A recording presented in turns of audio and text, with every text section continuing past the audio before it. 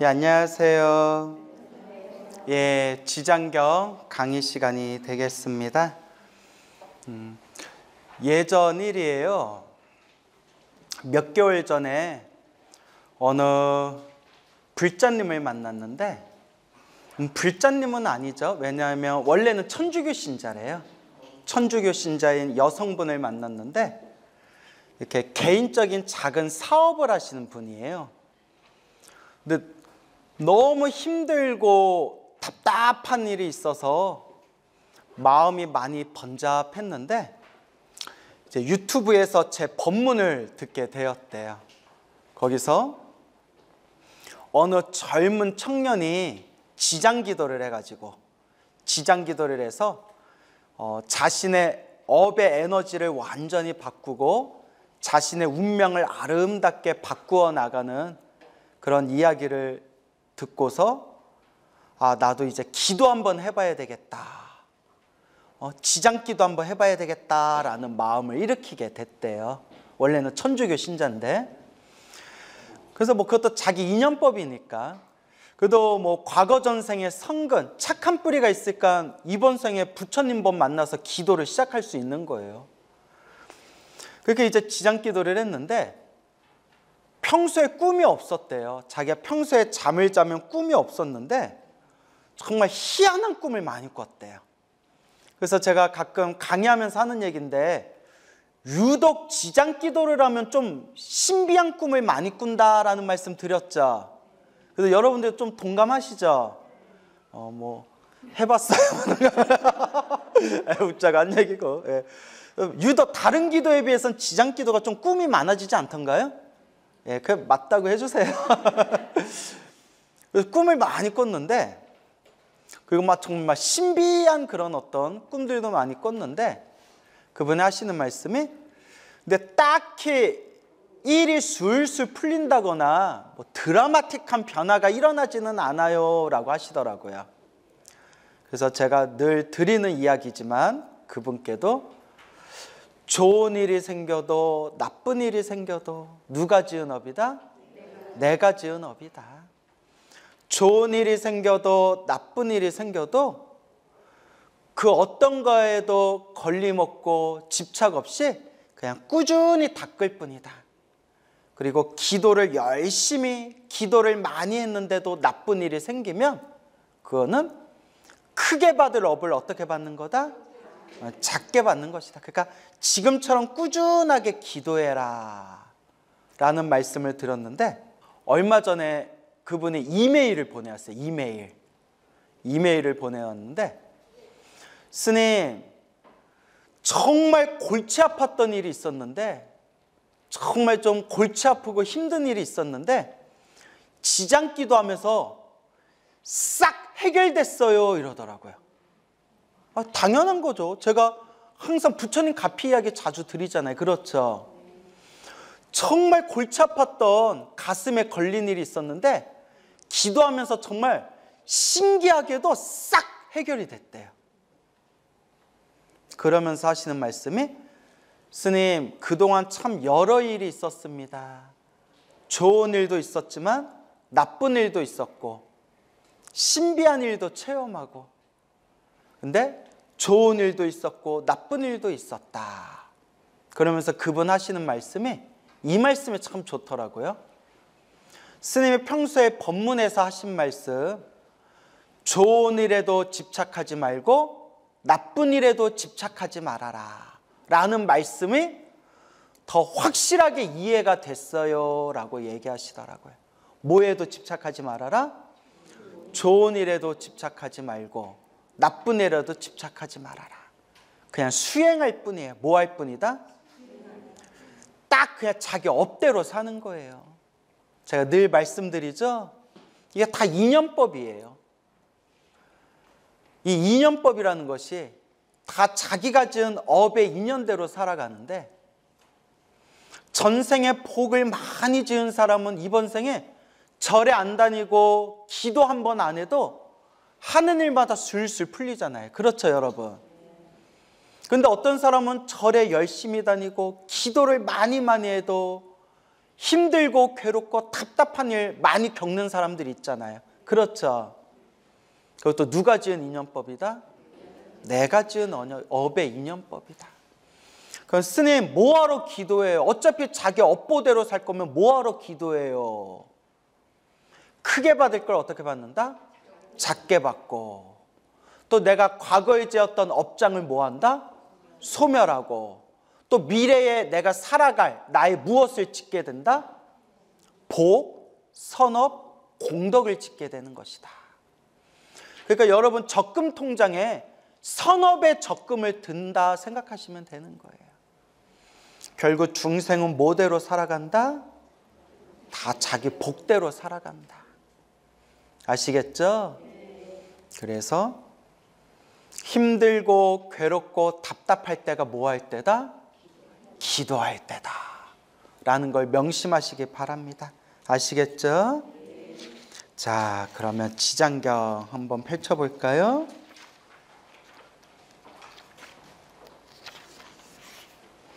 8페이지. 교재가 없으신 분들은 그냥 귀로 들으시면 되고, 여기 영상에 자막으로 다 올라간다고 했죠? 예, 8페이지 한번 볼까요? 그리고 각기 시자를 보내시어 부처님께 문안을 드렸다. 지금 어디에 모인 거죠? 도리천에 모여서 이제 지장경 법문이 시작되는데, 자, 그래도 그냥 앞부분부터 한번 다시 읽어볼까요? 복수 삼아서. 얼마 나가지도 않았는데. 네. 올해 안에 끝낼 거예요, 여러분. 올해 안에 끝내야죠. 이와 같이 나는 들었다. 어느 때 부처님께서는 도리천궁에 계시면서, 무슨 천궁? 도리천궁. 나중에 엉뚱한 소리 하면 안 돼요. 어디에 모였죠? 했는데 제주도? 뭐 이러면 안 돼요. 무슨 궁에 모였다? 도리천궁에 계시면서 어머니 마야 부인을 위해 법을 설하셨다. 그때 시방 무량세계에 말할 수 없이 많은 부처님과 대보살 마하살이 모두 이 법회에 참여하여 찬탄을 하였다. 서가모니불께서는 능히 이 오탁악세에서, 오탁악세, 뭐 겁탁, 견탁, 번뇌탁, 중생탁, 수명탁, 명탁 해서 5가지 탁한 악한 세상, 그러니까 괴롭고 힘든 세상이라는 거예요. 그래서 오탁악세, 요 정도는 제가 여러분이 인터넷으로 좀 찾아보라고 했죠? 예. 한마디로 힘들고 괴로운 탁한 세상이에요. 오탁악세에서 불가사의한 대지혜야. 불가사의, 생각으로 헤아릴 수 없는 이란 뜻이에요. 불가사의, 생각으로 헤아릴 수 없는 대지혜와 신통력을 나타내요. 억세고 거친 중생들을 조복하시고, 뭐하고 뭐예요? 억세고 거칠어요. 누가요? 중생들이. 우리가 참 억세고 거칠어요. 억세고 거친 중생들을 조복하시고, 괴로움과 즐거움의 법인 고락법, 괴로울고 즐거울라, 괴롭고 즐거운 법. 한마디로 무슨 법? 인과법. 괴로움을 만드는 법, 즐거움을 만드는 법, 인과법. 인연법을 가르쳐 바른 길로 인도하신다. 고락법. 한마디로 악한 짓을 하면 괴로워지고요, 착한 짓을 하면, 착한 일을 하면 즐거워져요. 이번 생에 못 받으면 언제라도 받아요? 다음 생에라도 받는 거예요. 다 내가 지은 업의 인연법이다. 고락법, 인과법. 가르쳐 바른 길로 인도하신다 하면서, 그리고 각기 시자를 보내시어 부처님께 문안을 드렸다. 이때 부처님께서 미소를 머금고 백천만억의 대광명 구름을 놓으시니 배천만억 하면 헤아릴 수 없이 수많은 이란 뜻이에요. 헤아릴 수 없이 수많은, 헤아릴 수 없이 수많은 백천만억의 대광명, 대자는 큰 대자다. 큰 광명의 구름을 놓으시니, 광명, 광명은 빛, 빛을 상징하죠. 그래서 불교에서는 깨달음이에요. 깨달음. 깨달음이 광명이에요. 우리 중생의 번뇌망상이 어둠과 같다며 칠흑 같은 어둠을 환하게 밝혀주는 게 뭐예요? 빛이잖아요. 등불, 빛이잖아요. 그래서 우리가 등불, 환한 빛, 이런 빛을 깨달음에 상징하는 표현이다. 그래서 우리가 사찰에 가면 법당 중에 대적광전이라고 있어요. 그렇죠? 대적광전. 대적광전 하면 모시는 부처님이 비로자나 부처님이에요. 무슨 부처님? 비로자나 부처님을 법신이라고 불러요. 무슨 신? 법신. 법이 깨달음이란 뜻이에요. 법심이면 법의 몸, 깨달음의 몸 그 자체다라는 뜻이에요. 깨달음의 몸인 비로자나 부처님. 비로자나를 인도 산스크리트어 원음으로 바이로차나라고 해요. 무슨 나? 바이로차나. 바이로차나를 중국 한자로 비로자나 네 글자로 음을 따서 한자로 번역한 거예요. 비로자나. 원래 발음은 바이로차나. 바이로차나가 바로 광명이란 뜻이에요. 광명. 제 법명 광우 스님의 광우가 바이로차나, 비로자나, 광명이란 뜻이에요. 설마 미칠 광자의 소자인 줄 알았어요? 내가 아주 돌아버려야죠 그냥. 자, 빛광, 해뜰 우. 빛광이 해뜰 우자예요. 빛인데 광명, 빛인데 또 뭐가 떠요? 해가 떠요. 깨달음의 광명을 뜻하는 뜻이래요. 아무도 관심 없는데 나 혼자 신나서 얘기하는 거 같네. 제 법명에 관심 없었어요? 되게 서운한데. 그래요. 그러거나 말거나. 자, 그래서 대광명 구름을 놓으시네. 구름이란 표현 나오죠. 우리 한자 한문식 표현으로 넓다, 넓은이라는 표현을 쓸 때는 명사 뒤에 바다 해자가 붙어요. 뭐가 붙어요?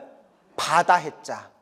바다 해자가 뒤에 붙으면 넓은이란 상징적 표현이 있어요. 명사 옆에 해자가 딱 붙으면, 그러니까 단어 옆에 바다 해자가 붙으면, 명사 뒤에 왕자가 붙으면 왕, 최고다, 최상이다 라는 뜻이에요. 왕자가 붙으면. 그리고 많다라는 표현을 쓸 때는 구름문자를 붙여요. 뭔 얘기인지 알죠? 많다라는 표현을 쓸 때는 구름문자를 붙이기도 합니다. 네, 여기서 이제 100가지, 1000가지, 만가지, 억가지, 백천만억 헤아릴 수 없는 대광명, 대빛의 깨달음의 빛이 뿜어져 나오는 구름을 펼치셨다. 이렇게 해석할 수 있겠죠. 대광명 구름을 놓으시니, 그 구름은 자, 대원만 광명 구름, 대자비 광명 구름, 대지혜 광명 구름, 대반야 광명 구름, 대삼매 광명 구름, 대길상 광명 구름, 대복덕 광명 구름, 대공덕 광명 구름, 대귀의 광명 구름, 대찬탄 광명 구름이었다라고 돼 있죠? 그래서 구름이, 지금 여기 나온 구름이 모두 몇 가지 구름이에요? 10가지. 대원망 광명 구름부터 대찬탄 광명 구름까지 몇 가지 구름이에요? 10가지. 그래서 10. 10은 불교에서 완전한 수를 뜻해요. 원만한 수, 완전한 수, 10. 그래서 10이라는 상징적 표현을 가장 많이 자주 쓰는 경이 화엄경이에요. 대방광불 화엄경. 그래서 우리가 보통 반야경에서는 육바라밀이라는 표현을 쓰는데 화엄경에서는 육바라밀을 쓰지 않고 십바라밀을 써요. 십바라밀. 그래서 불교에서는 열십자, 십이라는 표현이 무엇을 뜻한다? 완전한 것. 그리고 또 인도에서는 숫자 7, 숫자 7을 성스러운 숫자로 본대요. 7. 그래서 아기 부처님이 세상에 출현하셔서 몇 발자국을 걸으셨다? 7발자국을 걸으셨다. 우리도 실제로 그게 그 뜻인지 모르겠는데 우리도 럭키 뭐라고요? 7, 7이라고 하잖아요. 예, 행운의 숫자. 그렇죠? 자, 그래서 이제 10가지 100천만호 대광명구름을 놓으시는데 100천만호 헤아릴 수 없는 수많은 광명의 구름을 딱 10가지로 표현하면 대원만 광명구름에서 어디까지? 대찬탄 광명구름까지 10가지의 완전한 구름이 펼쳐지게 된다. 이렇게 이제 생각해 볼 수 있겠죠. 그렇죠? 대는 이제 큰 대자고요. 원만한 광명의 구름이다.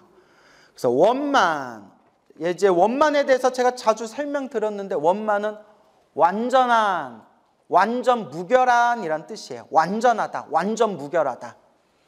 그래서 부처님처럼 모든 걸 완벽하게 갖추신 것을 4글자로 뭐라고 한다고 했어요? 뭐라고 했어요? 뭐라고요? 안 들려요. 와준 것만도 고맙긴 한데 내가 자주 말씀드렸잖아요. 기억나요? 안 나요? 예. 원망구조. 그렇죠, 여러분. 또 처음 듣는 것처럼 고개를 갸웃거리면 안 돼요.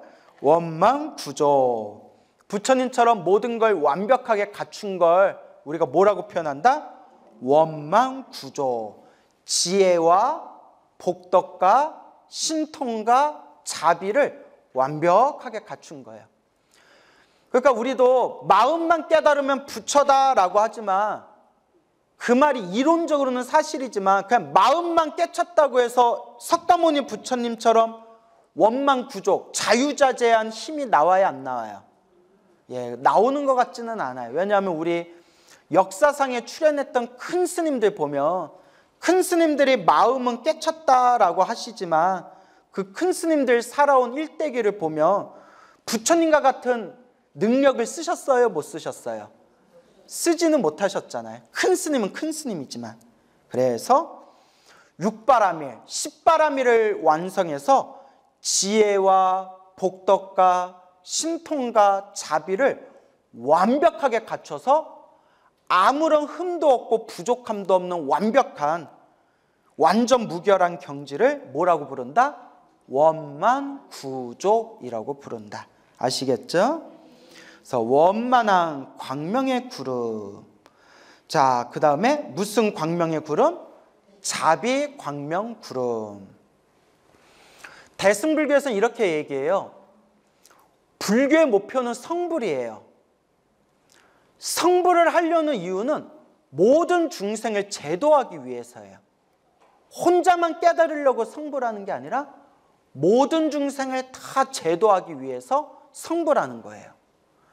성불을 하려면 깨달음을 얻어야 돼요.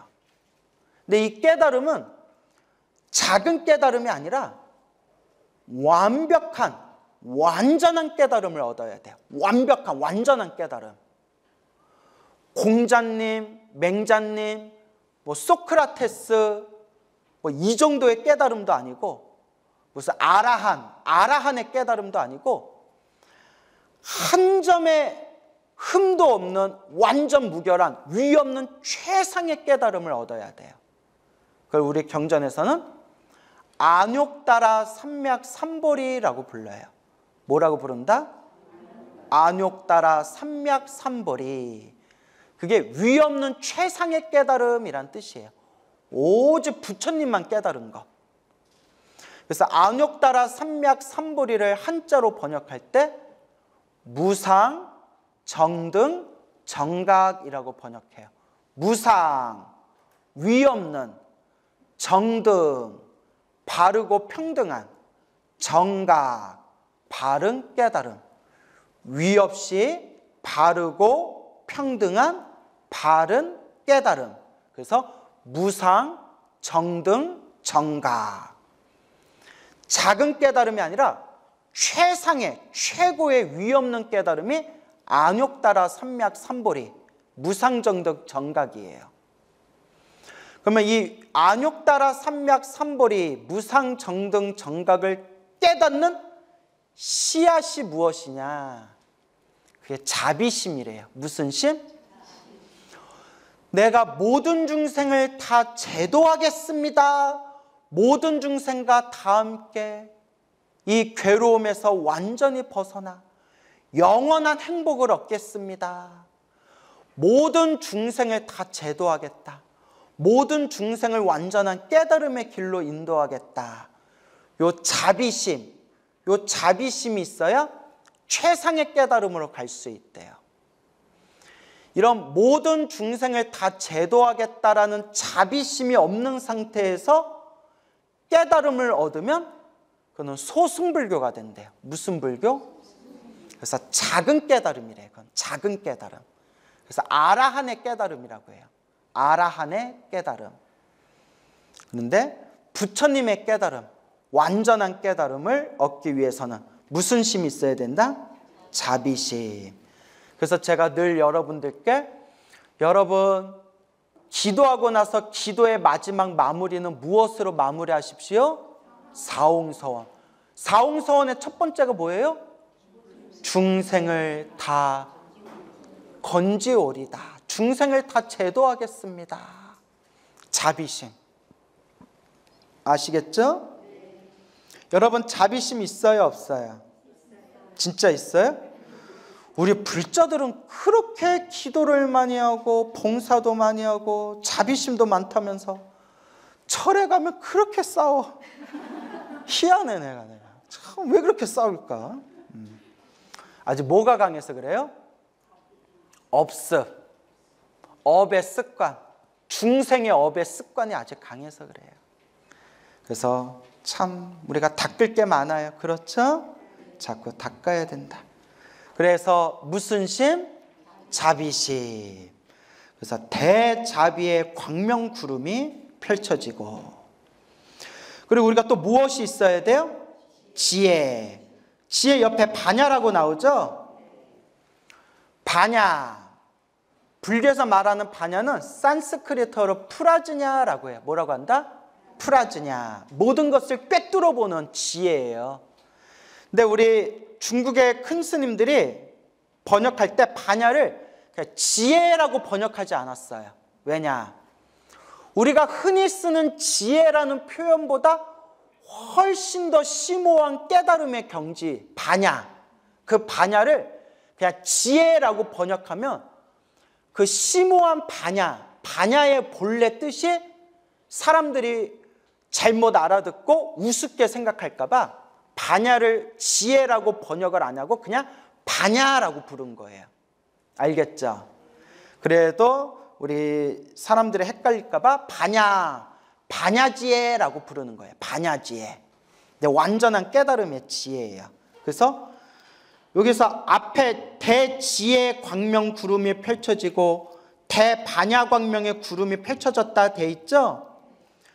이걸 굳이 나누자면, 그러니까 굳이 나누자면 대지혜 광명 구름 할 때 요 지혜는 세상살이의 지혜까지 다 포함하는 거예요. 알겠죠? 세상 살아가는 모든 지혜까지. 그래서 우리 바깥에서 사회생활 잘하고 바깥에서 일 잘하고 머리 좋고 공부 잘하고 그런 사람들 보면 저 사람 참 지혜로워. 세상을 살아가는데 지혜가 있어. 뭐 이런 표현 쓰죠? 그래서 앞에서 말하는 이 지혜는 똑똑하고 총명하고 세상에서 말하는 모든 지혜를 뜻해서 대지혜 광명 구름이라고 표현한 거예요. 알겠죠? 그럼 그 옆에 대반야 광명 구름이라고 돼 있죠? 요 반야 할 때 요 반야 지혜는 세상살이 지혜를 초월한 지혜예요. 이 지혜는 완전한 깨달음의 지혜예요. 무엇의 지혜? 완전한 깨달음의 지혜. 그래서 오직 깨달음을 얻은 완전한 깨달음의 지혜를 뜻한다. 이렇게 표현을 합니다. 아시겠습니까? 그리고 어떤 큰 스님은 또 이렇게 해석해요. 반야는 스스로 깨달은 지혜를 뜻하고요. 스스로 번뇌망상이 사라진 지혜, 번뇌망상이 완전히 사라진 깨달음의 지혜를 뭐라고 부르고?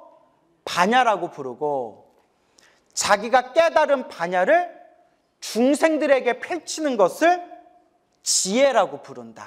이렇게 나눠서 설명해요. 이해 가세요? 다시 한번요.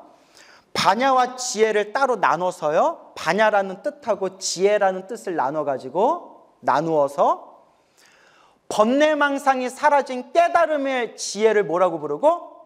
반야라고 부르고, 내가 깨달은 반야를 사람들에게 펼치는 것을 뭐라고 부른다?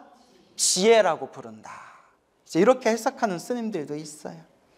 근데 이런 거는 너무 우리가 집착할 필요 없을 것 같아요. 알겠죠? 이걸 묶으면 그냥 한마디로 반야지혜, 이렇게 이해하시면 되겠습니다. 여러분들 지혜로워요, 안 지혜로워요? 그냥 알아서 생각하세요. 그래, 자꾸 지혜로워져야 되는데 번뇌망상이 너무 두꺼워요. 그렇죠? 자꾸 닦는 수밖에 없어요. 밑에 보면 대삼매 광명구름이라고 나오죠? 대삼매 광명구름. 삼매는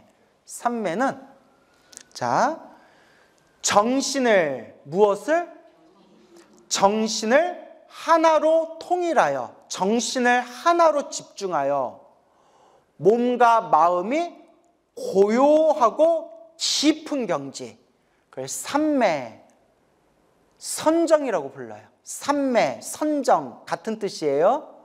정신을 하나로 집중하여 몸과 마음이 고요하고 편안하고 깊은 경지에 들어가는 게 삼매예요. 그러니까 여러분들 열심히 기도하고 수행하다 보면 마음이 너무 편안하고 맑고 깨끗한 거 경험해 본 적 있죠? 그게 이제 삼매의 시작이에요.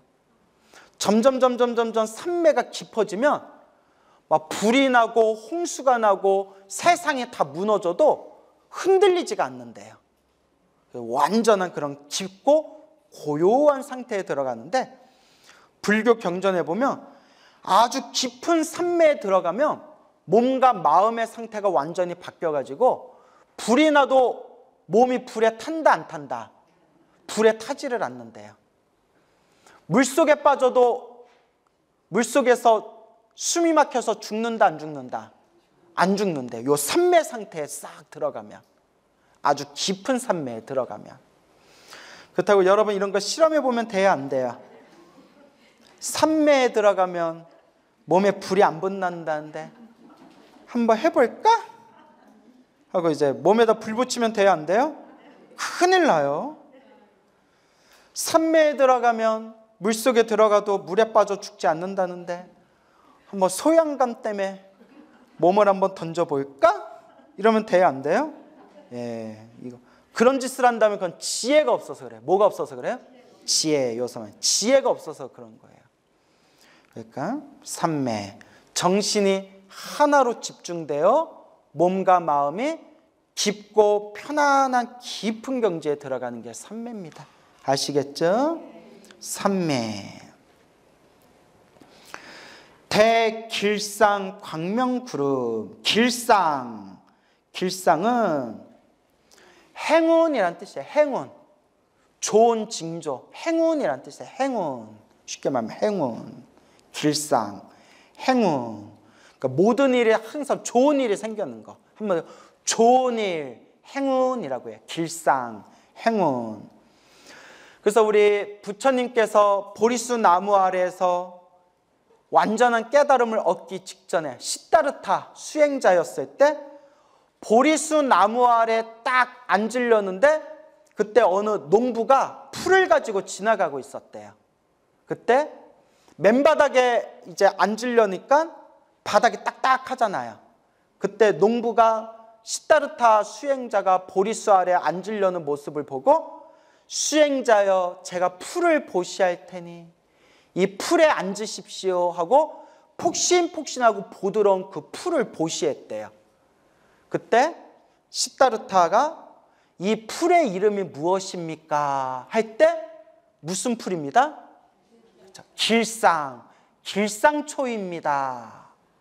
행운이란 뜻이잖아요. 그때 시다르타가 참으로 좋은 징조이다. 길상, 행운을 상징하는 풀을 받았으니까. 그래서 그 길상초를 바닥에 깔고 딱 결과부자를 틀고 다음과 같이 맹세합니다. 내 온몸의 살이 다 메마르고 내 뼈가 다 부셔지고 내 피가 다 말라붙는다 하더라도 위없는 깨달음을 얻기 전에는 이 자리에서 일어나지 않으리라 라는 유명한 얘기가 있고, 또 어떤 책에 보면 책마다 내용이 다르거든요. 어떤 책에는 풀 이름이 길상초가 아니라 그 풀을 보시한 농부의 이름이 뭐였다? 길상이었다. 길상이라는 이름을 가진 농부가 풀을 공양 올렸기 때문에 그 풀을 무슨 초라고 부른다? 길상초라고 불린다. 또 이런 내용이 나옵니다. 그래서 여러분, 불교가 2600년 전부터 지금까지 내려오다 보니까 책마다 내용, 버전이 조금씩 달라요. 그러니까 요 이야기가 말하고자 하는 교훈이 무엇인가, 그걸 이해해야지 디테일한 세심한 부분들은 내용이 저마다 다른 부분이 있으니까 그런 거는 그냥 그러려니 넘어가셔야 돼요. 알겠죠? 그래서 이 이야기가 말하는 교훈이 무엇인가. 그래서 길상, 행운을 뜻합니다. 참 좋죠. 대복덕 광명구름, 복덕이 무엇이냐? 옛사람은 이 복덕을 해석할 때, 한자로 해석할 때 복이라는 것은 말 그대로 좋은 걸 일으키는 게 복이에요. 좋은 거예요, 한마디로. 야, 너 참 복이 많다, 이런 표현 쓰죠? 좋은 게 복이에요. 좋은 거. 덕은 득이라는 표현으로도 쓴대. 얻을 득. 그래서 얻을 득이라는 뜻으로도 쓰인다. 그래서 복덕하면 무엇을 얻었다? 복을 얻었다라는 뜻이다. 이렇게 해석하는 글이 있어요.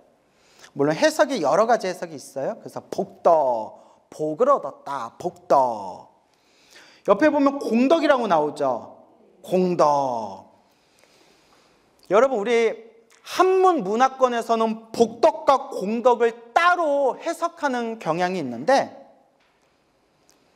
우리 이 복덕과 공덕의 원래 경전, 인도에서 넘어온 경전의 산스크리트어 원래 단어를 보면 복덕하고 공덕하고 같은 뜻이래요.